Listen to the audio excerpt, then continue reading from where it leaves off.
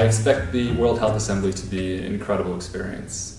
For a public health student to come to Geneva to see world leaders in health who will be discussing global diplomacy and negotiating the health agenda over the next year and figuring out real world problems, it's just a once in a lifetime experience. So it's something I'm really excited for. I'm really excited about going to Geneva because to meet your friends. I'm really excited to attend this year's World Health Assembly. I've learned a lot about international health governance in classes, but I've never seen or experienced it firsthand. I'm most excited for meeting people and interacting with people at the World Health Assembly.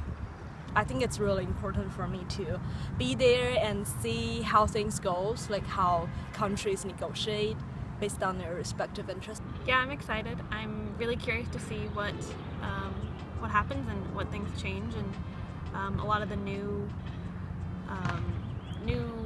goals that are being developed for post-2015.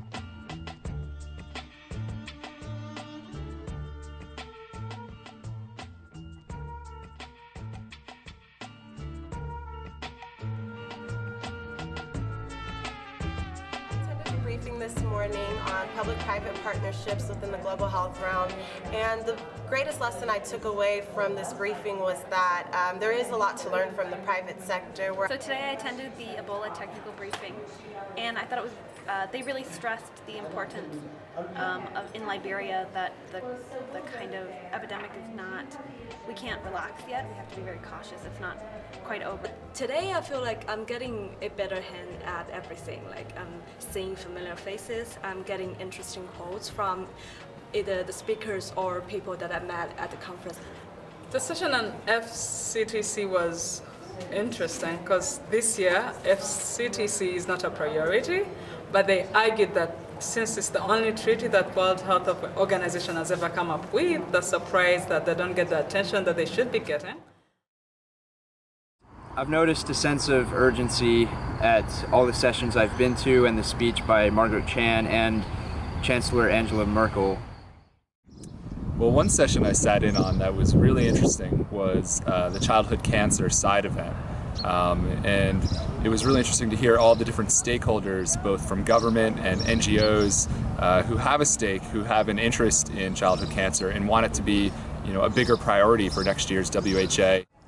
I find it really informative that we've been able to have one-on-ones with key stakeholders as well as people who have first-hand knowledge of different health issues such as mental health.